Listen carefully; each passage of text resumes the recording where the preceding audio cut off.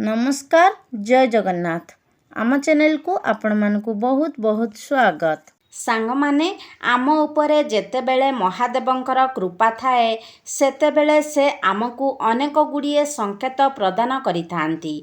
सांग माने जेतेबेले आमे माने महादेवंकु पूजा करिथाउ भक्ति करिथाउ कौनसी प्रकार मनस्कामना नहीं तांकर किछि पूजा करिथाउ तेबे से मध्य आमर अनेक प्रकारर परीक्षा नहीं थांती।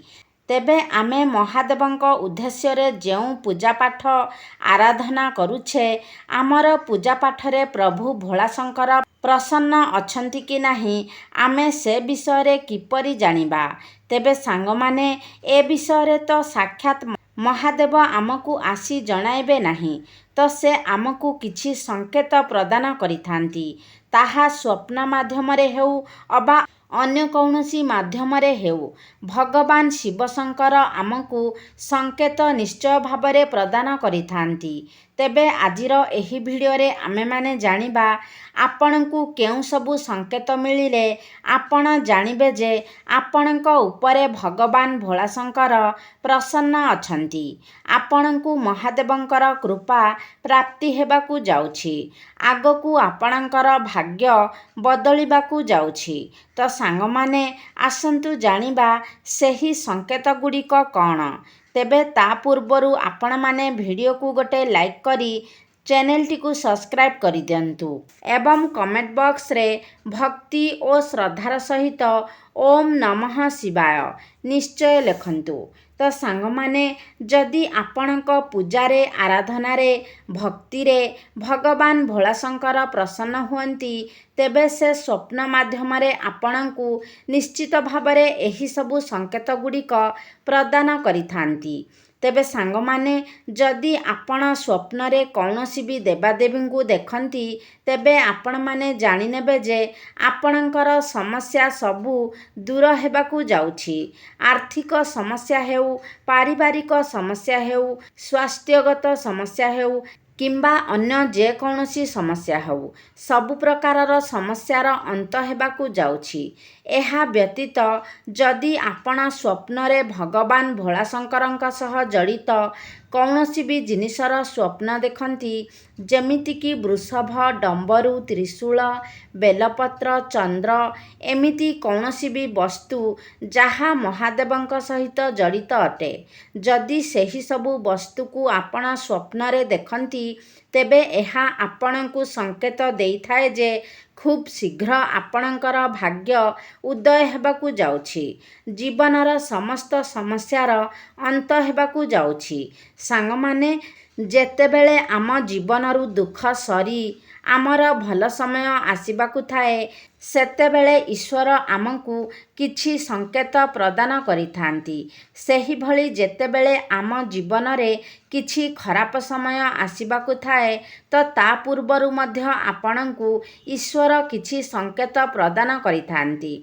सांग माने जदि आपण स्वप्न रे शिवलिंग देखंती तो एहा शुभ होइथाए मात्र जदि आपण विशेष करी सोमवार दिन स्वप्न रे शिवलिंग देखंती तो एहा अत्यंत शुभ होइथाए। सांग माने जदि आपण कला शिवलिंग बदल रे धला रंगर शिवलिंग स्वप्न रे देखुछंती तो एहा आहुरी अधिक शुभ होइथाए। धला रंगटी होइथाए शांतिर प्रतीक। तेबे एही सबु जदि आपण स्वप्न रे देखंती तेबे आपणकर आर्थिक समस्या दूर हेबा सहित आर्थिक उन्नति हेबा सहित आपणकर आध्यात्मिक उन्नति मध्य होइथाए। तो आपण माने जदि महादेवंकर पूजा आराधना करुछंती एवं एही भली किछि स्वप्न देखुछंती तो आपण माने निश्चित होई जांतु जे आपणकर पूजा एवं आराधना रे भगवान भोलाशंकर प्रसन्न अछंती एवं आपण महादेवंकु जहा भी अर्पण करुछंती ताहाकु से स्वीकार करुछंती। तो सांग माने सबुठारु गुरुत्वपूर्ण कथा हेउछि जदि आपण पूजा करिबा समय रे जेतेबेले आपण भगवान शिवंक उद्देश्य रे कौनसी पूजा पाठ करुछंती एवं एही स्वप्न देखुछंती तो आपण ଏହା ଭାବି ଖୁସି ହୋଇଯାଆନ୍ତୁ ନାହିଁ ଯେ ଭଗବାନ ଶିବଶଙ୍କର ମୋତେ ଦର୍ଶନ ଦେଲେ। ଏବେ ମୋର ସମସ୍ତ ମନସ୍କାମନା ପୂର୍ଣ୍ଣ ହୋଇଯିବ।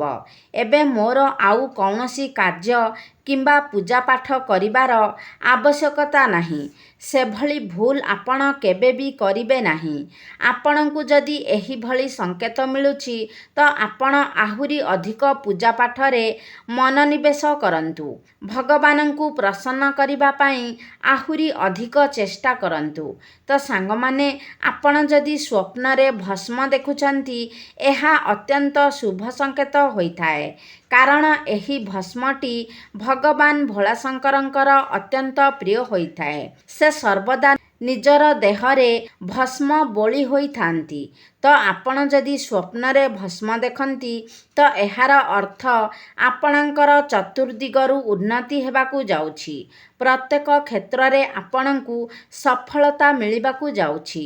ସାଙ୍ଗମାନେ, ଯଦି ଆପଣ ସ୍ୱପ୍ନରେ ନାଗନାଗୁଣୀଙ୍କର ଯୋଡ଼ି ଦେଖନ୍ତି କିମ୍ବା କୌଣସି ବି ସୋମବାର ଦିନ ଯଦି ଆପଣ ମନ୍ଦିରକୁ ଯାଇଛନ୍ତି ଏବଂ ଏହି ସମୟରେ କୌଣସି ବି ସ୍ଥାନରେ ଆପଣ ନାଗନାଗୁଣୀଙ୍କ ଯୋଡ଼ି ଦେଖୁଛନ୍ତି, ନାଗନାଗୁଣୀ ଖେଳୁଥିବାର ଦେଖୁଛନ୍ତି, ତ ଏହାକୁ ଦେଖିଲା ପରେ ଆପଣମାନେ ନିଶ୍ଚିତ ହୋଇଯିବେ ଯେ ଏହି ଦିନ ପରଠାରୁ ଆପଣଙ୍କର ଶୁଭ ସମୟ ଆରମ୍ଭ ହୋଇଗଲା। ଆପଣ ଯେକୌଣସି କ୍ଷେତ୍ରରେ ବି ଥାଆନ୍ତୁ ନା କାହିଁକି, ପ୍ରତ୍ୟେକ କ୍ଷେତ୍ରରେ ଆପଣ ଉନ୍ନତି ହାସଲ କରିବେ, ସଫଳତା ହାସଲ କରିବେ, ବିଜୟ ପ୍ରାପ୍ତି କରିବେ। ଏମିତିକି ଯଦି ଆପଣଙ୍କ ଉପରେ ଋଣ କରଜର ଭାର ଥିଲା ତ ସେଥିରୁ ମଧ୍ୟ ଆପଣ ମୁକ୍ତି ପାଇପାରିବେ। ତେବେ ସାଙ୍ଗମାନେ, ଆପଣଙ୍କୁ ମୁଁ ଏକ ଉପାୟ କହୁଛି। ଯଦି ଆପଣ କେଉଁଠାରେ ନାଗନାଗୁଣୀଙ୍କର ଯୋଡ଼ି ଦେଖୁଛନ୍ତି, ନାଗନାଗୁଣୀ ଖେଳୁଥିବାର ଦେଖୁଛନ୍ତି, ତ ଆପଣଙ୍କ ପାଖରେ ଯଦି ନୂଆ ବସ୍ତ୍ର ଥାଏ, ସେହି ନୂଆ ବସ୍ତ୍ରକୁ ନେଇ ସେହି ପାଖରେ ରଖିଦିଅନ୍ତୁ ଏବଂ ସେମାନେ ଯଦି ଆସି ସେହି ବସ୍ତ୍ର ଉପରେ ଖେଳନ୍ତି, ସେହି ବସ୍ତ୍ରଟି ଆପଣଙ୍କ ପାଇଁ ଏକ ଭାଗ୍ୟଶାଳୀ ବସ୍ତ୍ର ହୋଇଯାଇଥାଏ। ଅର୍ଥାତ୍ ଆପଣ ଯେଉଁ ସ୍ଥାନକୁ ବି ଯାଉଛନ୍ତି, କୌଣସି ବି ବଡ଼ କାର୍ଯ୍ୟରେ ଯାଉଛନ୍ତି, ତ ସେହି ବସ୍ତ୍ରକୁ ଯଦି ଆପଣ ଧାରଣ କରିକି ଯାଆନ୍ତି କିମ୍ବା ସାଥିରେ ନେଇକି ଯାଆନ୍ତି, ତ ଆପଣଙ୍କୁ ସେହି କାର୍ଯ୍ୟରେ ସଫଳତା ମିଳିବା ସୁନିଶ୍ଚିତ ହୋଇଥାଏ। ଯଦି ଆପଣ ସ୍ୱପ୍ନରେ ନାଗନାଗୁଣୀ ଦେଖନ୍ତି ତ ଏହାର ଅର୍ଥ ଆପଣଙ୍କର ବୈବାହିକ ଜୀବନରେ ଯଦି କିଛି ସମସ୍ୟା ଥିଲା, ତେବେ ସେସବୁ ସମସ୍ୟା ସମାଧାନ ହୋଇଯିବ। ଆପଣଙ୍କର ସମ୍ପର୍କ ସୁମଧୁର ହେବ। ଯଦି ଆପଣ ସ୍ୱପ୍ନରେ ବେଙ୍ଗକୁ କଥା କହୁଥିବାର ଦେଖନ୍ତି ଏବଂ ପାଣିରେ ଆପଣ ମାଛମାନଙ୍କୁ ଖେଳୁଥିବାର ଦେଖନ୍ତି, ତ ଏହା ମଧ୍ୟ ଆପଣଙ୍କ ପାଇଁ ଅତ୍ୟନ୍ତ ଶୁଭ ସଙ୍କେତ ହୋଇଥାଏ। ଯଦି ଆପଣ ସ୍ୱପ୍ନରେ ମହାଦେବଙ୍କୁ ତାଣ୍ଡବ କରୁଥିବାର ଦେଖନ୍ତି କିମ୍ବା ତାଙ୍କର ନଟରାଜ ସ୍ୱରୂପକୁ ଦେଖନ୍ତି, ତେବେ ମଧ୍ୟ ଆପଣଙ୍କୁ ଶୁଭ ସଙ୍କେତ ପ୍ରାପ୍ତି ହୋଇଥାଏ। ଏହାର ଅର୍ଥ ଆପଣମାନେ ଜାଣିବେ ଯେ ମହାଦେବ ଆପଣଙ୍କର ସମସ୍ତ ଦୁଃଖ କଷ୍ଟ ସମସ୍ୟାକୁ ନାଶ କରିଦେଇଛନ୍ତି ଏବଂ ଏହା ପରଠାରୁ ଆପଣ ନିଜ ଜୀବନରେ ସୁଖ ଏବଂ ଶାନ୍ତି ଭୋଗ କରିବାକୁ ଯାଉଛନ୍ତି। ଯଦି ଆପଣ ନିଜ ସ୍ୱପ୍ନରେ ଭଗବାନ ଶ୍ରୀରାମ ବା ଭଗବାନ ଶ୍ରୀରାମଙ୍କର ପରମ ଭକ୍ତ ହନୁମାନଙ୍କୁ ଦେଖନ୍ତି, ତ ଜାଣିନେବେ ଆପଣଙ୍କ ଜୀବନରେ ଏବେଠାରୁ ଶାନ୍ତି ଏବଂ ସୁଖର ଆଗମନ ହେବାକୁ ଯାଉଛି। ଯେଉଁମାନଙ୍କୁ ଭଗବାନ ଶ୍ରୀରାମ କିମ୍ବା ଭଗବାନ ହନୁମାନଙ୍କର ସ୍ୱପ୍ନରେ ଦର୍ଶନ ହୋଇଥାଏ, ତ ସେମାନେ ଅତ୍ୟନ୍ତ ଭାଗ୍ୟଶାଳୀ ହୋଇଥାନ୍ତି। ସେମାନଙ୍କ ଉପରେ ସର୍ବଦା ପ୍ରଭୁ ଶ୍ରୀରାମ ଏବଂ ଭଗବାନ ଶ୍ରୀ ହନୁମାନଙ୍କର କୃପା ଏବଂ ଆଶୀର୍ବାଦ ରହିଥାଏ। କାରଣ ଭଗବାନ ଶ୍ରୀରାମ ମଧ୍ୟ ହେଉଛନ୍ତି ଶିବ ଭକ୍ତ ଏବଂ ହନୁମାନ ମଧ୍ୟ ଶିବଙ୍କର ଏକ ଅବତାର ଏବଂ ସେ ମଧ୍ୟ ଶିବ ଭକ୍ତ ଅଟନ୍ତି। ସାଙ୍ଗମାନେ, ଯଦି ଆପଣ ସ୍ୱପ୍ନରେ ଶିବ ମନ୍ଦିର ଦେଖନ୍ତି ତ ଏହା ଅତ୍ୟନ୍ତ ଶୁଭ ସଙ୍କେତ ହୋଇଥାଏ। ମାତ୍ର ଯଦି ଆପଣ ଏପରି ଶିବ ମନ୍ଦିର ଦେଖୁଛନ୍ତି ଯେଉଁ ଶିବ ମନ୍ଦିରକୁ ଆପଣ ଆଗରୁ କେବେ ଯାଇନାହାନ୍ତି, ତ ଏହାର ଅର୍ଥ ଆପଣଙ୍କୁ ମହାଦେବଙ୍କର ଡାକରା ଆସିଛି। ଆପଣମାନେ ନିଶ୍ଚିତ ସେହି ଶିବ ମନ୍ଦିରକୁ ଯିବା ପାଇଁ ଚେଷ୍ଟା କରନ୍ତୁ। ଯଦି ଆପଣ ନିଜ ସ୍ୱପ୍ନରେ ନିଜର ପୂର୍ବଜମାନଙ୍କୁ ଆପଣଙ୍କୁ ଆଶୀର୍ବାଦ ପ୍ରଦାନ କରୁଥିବାର ଦେଖନ୍ତି କିମ୍ବା କୌଣସି ବି ବ୍ୟକ୍ତିଙ୍କୁ ଧଳା ରଙ୍ଗର ବସ୍ତ୍ର ପିନ୍ଧିଥିବାର ଦେଖନ୍ତି ତ ଏହା ଆପଣଙ୍କର ଉନ୍ନତିର ସଂକେତ ହୋଇଥାଏ। ଯଦି ଆପଣ ସ୍ୱପ୍ନରେ ବୃଷଭଙ୍କୁ ଦେଖୁଛନ୍ତି, ନନ୍ଦୀ ମହାରାଜାଙ୍କୁ ଦେଖୁଛନ୍ତି ତ ଏହାର ଅର୍ଥ ଆପଣ ଯେଉଁ କଥା ନନ୍ଦୀ ମହାରାଜାଙ୍କ ମାଧ୍ୟମରେ ଭଗବାନ ଶିବଙ୍କ ପାଖକୁ ପଠାଇଛନ୍ତି ସେହି କଥା ଭଗବାନ ଶିବଙ୍କ ନିକଟରେ ପହଞ୍ଚି ସାରିଛି ଏବଂ ଏହି ବାର୍ତ୍ତା ଆପଣଙ୍କ ନିକଟରେ ପହଞ୍ଚାଇବା ପାଇଁ ସ୍ୱୟଂ ନନ୍ଦୀ ମହାରାଜା ଆପଣଙ୍କୁ ଦର୍ଶନ ଦେଇଛନ୍ତି। ଯେଉଁ ମନସ୍କାମନା ଆପଣ ନନ୍ଦୀ ମହାରାଜାଙ୍କୁ ଜଣାଇଥିଲେ, ଶିବ ମନ୍ଦିରକୁ ଯାଇଥିଲେ, ସେହି ମନସ୍କାମନା ଆପଣଙ୍କର ଅତି ଶୀଘ୍ର ପୂର୍ଣ୍ଣ ହେବାକୁ ଯାଉଛି। ଯଦି ଆପଣ ସ୍ୱପ୍ନରେ ସିଂହ ଦେଖନ୍ତି ତ ଏହା ଆପଣଙ୍କ ପାଇଁ ଏକ ଶୁଭ ସଂକେତ ହୋଇଥାଏ। ଏହାର ଅର୍ଥ ମା ଗୌରୀ ଏବଂ ଭଗବାନ ଭୋଳାଶଙ୍କର ଆପଣଙ୍କର ସମସ୍ତ ଦୁଃଖ କଷ୍ଟକୁ ନାଶ କରିଛନ୍ତି। ତେବେ ସାଙ୍ଗମାନେ, ଏହି ଭିଡ଼ିଓରେ ମୁଁ ଆପଣମାନଙ୍କୁ କିଛି ସ୍ୱପ୍ନ ଏବଂ ତାର ସଂକେତ ବିଷୟରେ କହିଲି। ତ ଆପଣମାନଙ୍କୁ ଯଦି ଏହିସବୁ ସ୍ୱପ୍ନ ଆସୁଥାଏ, ଏହିସବୁ ସଂକେତ ପ୍ରାପ୍ତ ହେଉଥାଏ ତ ଆପଣମାନେ ଜାଣିନେବେ ଆପଣମାନଙ୍କ ଉପରେ ମହାଦେବଙ୍କର ବିଶେଷ କୃପା ରହିଛି। ତ ଆପଣମାନେ ଜାଣନ୍ତି ଏହା ଶ୍ରାବଣ ମାସ ଚାଲିଛି ଏବଂ ଶ୍ରାବଣ ମାସଟି ବିଶେଷ କରି ଭଗବାନ ଭୋଳାଶଙ୍କରଙ୍କୁ ଅର୍ପିତ ଅଟେ ଏବଂ ଏହି ସମୟରେ ଯଦି ଆପଣମାନେ ଏହିଭଳି କିଛି ସ୍ୱପ୍ନ ଦେଖୁଛନ୍ତି, ଆପଣ ଯଦି ସୋମବାରର ବ୍ରତ ପାଳନ କରୁଛନ୍ତି ଏବଂ ଏହିଭଳି କିଛି ସ୍ୱପ୍ନ ଆପଣଙ୍କୁ ଦେଖାଯାଉଛି ତେବେ ଆପଣମାନେ ନିଶ୍ଚିତ ହୋଇଯାଆନ୍ତୁ ଯେ ଆପଣଙ୍କ ପୂଜାରେ ଭଗବାନ ଭୋଳାଶଙ୍କର ବହୁତ ହିଁ ପ୍ରସନ୍ନ ଅଛନ୍ତି ଏବଂ ଆପଣଙ୍କର ମନସ୍କାମନା ଅତି ଶୀଘ୍ର ପୂରଣ ହେବା ପାଇଁ ଯାଉଛି।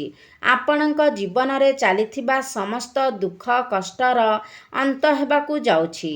ତାହା ଆପଣଙ୍କର ପାରିବାରିକ ସମସ୍ୟା ହେଉ, ସ୍ୱାସ୍ଥ୍ୟଗତ ସମସ୍ୟା ହେଉ, ଆପଣଙ୍କର ଆର୍ଥିକ ସମସ୍ୟା ହେଉ କିମ୍ବା ଯେକୌଣସି ସମସ୍ୟା ହେଉ କିମ୍ବା ବିବାହଜନିତ ସମସ୍ୟା ହେଉ କିମ୍ବା ସନ୍ତାନଜନିତ ସମସ୍ୟା ହେଉ, ସମସ୍ତ ସମସ୍ୟାର ଅନ୍ତ ଘଟିବାକୁ ଯାଉଛି। ଆପଣଙ୍କ ଜୀବନରେ ଅତି ଶୀଘ୍ର ଶୁଭ ସମୟ ଆରମ୍ଭ ହେବାକୁ ଯାଉଛି।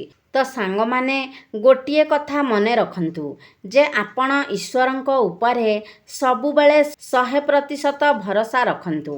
କାରଣ ଭଗବାନ ଆମକୁ ସର୍ବଦା ପରୀକ୍ଷା କରିଥାନ୍ତି।